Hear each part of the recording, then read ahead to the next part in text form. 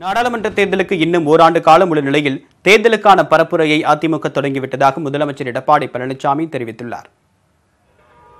அதிமுக அரசின் சாதனைகளை விளக்கும் வகையில் மதுரையில் ஜெயலலிதா பேரவை சார்பில் நடைபெற்ற சைக்கிள் பேரணியை முதலமைச்சர் எடப்பாடி பழனிசாமி தொடங்கி வைத்தார். பின்னர் நிகழ்ச்சியில் பேசிய அவர், மறைந்த முதலமைச்சர் ஜெயலலிதாவின் ஆசியால் மழை புரிந்து வருவதாகவும் இதன் காரணமாக கேட்காமலேயே காவிரி அணைகளிலிருந்து தண்ணீர் திறந்து விடப்பட்டிருப்பதாகவும் கூறினார். மேலும் நாடாளுமன்ற தேர்தலுக்கான முன்னோடி பிரச்சாரமாக இந்த சைக்கிள் பேரணி அமையும் என்றும் அவர் தெரிவித்தார். தேர்தல் பிரச்சார நிகழ்ச்சியாக இதை நாம் எடுத்துக் கொள்ளலாம் என்று இந்த தருணத்திலே தெரிவிக்கின்றேன். இந்த ஓராண்டிலே அரசு செய்த சாதனைகளை விளக்கின்ற பிரச்சாரமாகும். வருகின்ற நாடாளுமன்ற தேர்தலிலே நம்முடைய வேட்பாளர்களை வெற்றி பெற செய்கின்ற பிரச்சார கூட்டமாகவும் இந்த நிகழ்ச்சி அமைய வேண்டும் என்று இந்த சந்தர்ப்பத்திலே கேட்டுக்கொள்ள விரும்புகின்றேன். ஆகவே முதலாக இந்த மதுரை மாவட்ட மண்ணிலே நம்முடைய நாடாளுமன்ற தேர்தல் பிரச்சாரத்தை இப்பொழுது துவக்கிவிட்டோம் என்பதை பெருமையோடு சொல்லிக்கொள்ள கடமைப்பட்டிருக்கின்றேன். ஜெயலலிதாவின் மறைவுக்கு பின் ஒவ்வொரு அடியையும் பார்த்து எடுத்து வைப்பதாகவும் முதலமைச்சர் தெரிவித்தார். கட்சிக்குள் ஒற்றுமை அவசியம் என்று வலியுறுத்திய முதலமைச்சர் எடப்பாடி பழனிசாமி, ஒற்றுமையுடன் இருந்தால் யாராலும் ஒன்றும் செய்ய முடியாது என்றும் கூறினார். மேலும் அதிமுகவுக்கும் டிடிவி தினகரனுக்கும் என்ன சம்பந்தம் என்றும் அவர் கேள்வி எழுப்பினார். சில பேர் அம்மா வீட்டிலே தங்கியிருந்து அவருடைய துணை கொண்டு கொள்ளைப்புறத்தின் வழியாக வந்தவர் தான் இந்த டிடி தினகரன். அவருக்கும் இந்த கட்சிக்கும் என்ன சம்பந்தம்? இந்த கட்சிக்கு உழைத்தவரா? இந்த கட்சியில் போராட்டம் ஈடுபட்டு சிறைக்கு சென்றவரா? நான் 6 முறை சிறை சென்றிருக்கின்றேன். 1974 கிளைக்கழகத்தினுடைய செயலாளராக துவங்கி 42 ஆண்டு காலம் கட்சியிலே உழைத்துக் கொண்டிருக்கின்றேன். முன்னதாக பேசிய துணை முதலமைச்சர் ஓ பன்னீர்செல்வம், கட்சிக்குள் எந்த பிரச்சனைகளும் இல்லை என்றும் இதுபோன்றே ஒற்றுமையுடன் செயல்பட்டால் தோல்வியே இருக்காது என்றும் தெரிவித்தார். இணைந்து கழகத்தையும் ஆட்சியும் தொண்டர்கள் வழிநடத்தி கொண்டிருக்கிறோம். எந்தவித பிரச்சனையும் நம்மளுக்குள் இல்லை.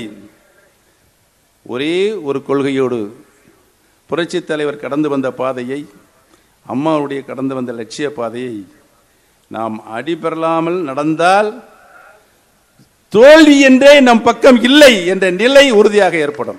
விழாவில் ஆர்.பி. உதயகுமார், திண்டுக்கல் சீனிவாசன், கடம்பூர் ராஜு உள்ளிட்ட அமைச்சர்களும் கட்சியின் முக்கிய நிர்வாகிகளும் பங்கேற்றனர். கும்பகோணத்தில் உள்ள தனியார் பள்ளியில் ஏற்பட்ட தீ விபத்தில் 94 குழந்தைகள் உயிரிழந்த நினைவு தினத்தை ஒட்டி பள்ளி முன்பு பெற்றோர்களும் உறவினர்களும் அஞ்சலி செலுத்தி வருகிறார்கள். இது தொடர்பான கூடுதல் தகவல்களை தருகிறார் நம்முடைய செய்தியாளர் மகேஷ். எந்தெந்த அமைப்பு சார்பாக தற்போது இந்த உயிரிழந்த குழந்தைகள் நினைவாக அஞ்சலி செலுத்தப்பட்டு வருது? கள தகவல் என்ன?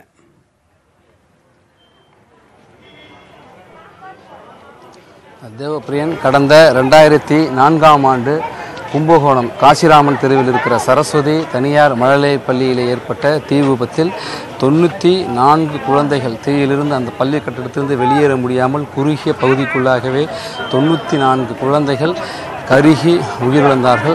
அந்த சோக துயர நிகழ்வுடைய 14வது ஆண்டு நினைவு தினம் இன்று அனுசரிக்கப்படுகிறது.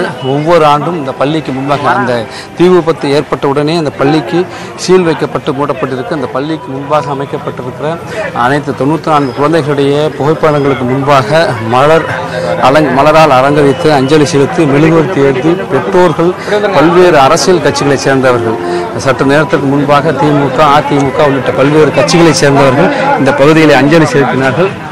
இந்த கும்பகோணம் நகரப்பகுதியில் இருக்கிற பல்வேறு வர்த்தக அமைப்புகள், பல்வேறு அரசியல் கட்சிகள், மாணவர் அமைப்புகள் உள்ளிட்டவர்களெல்லாம் இங்கே பள்ளிக்கு முன்பாக அமைக்கப்பட்டிருக்கிற அவர்களுடைய புகைப்படத்துக்கு முன்பாக அலங்கரித்து வைக்கப்பட்டிருக்கிற புகைப்படத்துக்கு முன்பாக மலரஞ்சலியும் மௌன அஞ்சலியும் செலுத்திக் கொண்டிருக்கிறார்கள். அப்படி ஒரு அமைப்பை சேர்ந்தவர்கள் தற்பொழுது ஒரு அஞ்சலி செலுத்திக் கொண்டிருக்கிறார்கள். இதற்கு முன்பாக குழந்தைகளுடைய பெற்றோர்கள் மற்றும் உறவினர்கள் அமர்ந்திருக்கிறார்கள். அவர்கள் தங்களுடைய கண்ணீர் மல்க தங்களுடைய குழந்தைகள் 14 ஆண்டுகளுக்கு முன்பாக அந்த குழந்தைகள் விளையாடி வீட்டிலிருந்து ஒரு மகிழ்ச்சியோடு இன்பத்தோடு பள்ளிக்கு வந்த அந்த பிள்ளைகள் கருகிய கறிக்கட்டைகளாக வீட்டுக்கு கொண்டு சென்ற நிகழ்வை நினைத்து வரிந்து அழுது கொண்டிருக்கிறார்கள். இதே போல இந்த துயரத்தை நினைவு கூறும் வகையிலே காவிரி கரையிலே பாலக்கரை இதிலிருந்து ஒரு 1/2 கிலோமீட்டர் தூரத்திற்குள்ளாக காவிரி கரை ஓரத்திலே பாலக்கரையிலே ஒரு நினைவு சின்னம் அமைக்கப்பட்டிருக்கு. அந்த பகுதிக்கும் சென்று பெற்றோர்களும் உறவினர்களும் அஞ்சலி செலுத்திக் கொண்டிருக்கிறார்கள். தொடர்ந்து இன்று காலையில் தொடங்கி இன்று மாலை வரை பல்வேறு அமைப்புகளைச் சேர்ந்தவர்களும் ஆசிரியர் பெருமக்களும் மாணவர்களும் மாணவர் அமைப்புகளைச் சேர்ந்தவர்களும் அஞ்சலி செலுத்திக் கொண்டிருக்கிறார்கள். தேவப்பிரியன், இந்த 14 ஆண்டுகளாகவே பெற்றோர்கள் முன்வைக்கிற கோரிக்கை என்னவென்றால், அதாவது இந்த துயரத்திற்கு இந்த சோக நிகழ்விற்கு காரணமான பள்ளி பூட்டி சீல் வைக்கப்பட்டுள்ளது. தாளாளர் மற்றும் ஆசிரியர்கள்லாம் கைது செய்யப்பட்டு அவர்கள் மீது குற்றப்பத்திரிகையும் தாக்கல் செய்யப்பட்டிருக்கு. இழப்பீடு மற்றும் அவர்களுடைய பள்ளி கல்வித்துறை அலுவலர்கள் விடுவிக்கப்பட்டது குறித்து மேல்முறையீடு செய்து வழக்கம் நடைபெற்றுக் கொண்டிருக்கிறது. அதே நேரத்திலே இந்த குழந்தைகளை பாதுகாப்பை உறுதி செய்கின்ற வகையிலே ஜூலை 16ஆம் தேதியை குழந்தைகள் பாதுகாப்பு தினமாக அறிவித்து அனுசரிக்க வேண்டும். ஒவ்வொரு பள்ளி குழந்தைகளுக்குரிய பாதுகாப்பையும் உறுதி செய்கின்ற வகையிலே இந்த ஜூலை 16ஆம் தேதியை அரசு விடுமுறையாக அறிவிக்க வேண்டும் என்ற கோரிக்கையை பெற்றோர்கள் முன்வைக்கிறார்கள். தொடர்ந்து நாங்கள் 13 ஆண்டுகளாக இந்த கோரிக்கையை முன்வைத்துக் கொண்டிருக்கிறோம். ஆனால் ஒரு குழந்தைகள் பாதுகாப்பு தினமாக அறிவித்து அரசு விடுமுறையை அறிவித்து இந்த குழந்தைகளுக்கு அனைவருமே அஞ்சலி செலுத்துகின்ற வகையிலான ஒரு அறிவிப்பை நடைமுறையை தமிழக அரசு கொண்டு வர மறுக்கிறது.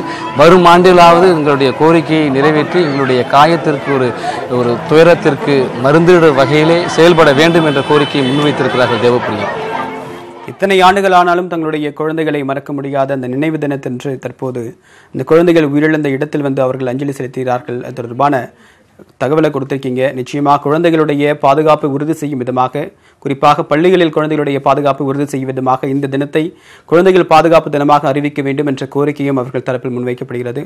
அடுத்தடுத்த தகவல்களுக்கு உங்களை தொடர்பு கொள்கிறோம் மகேஷ்.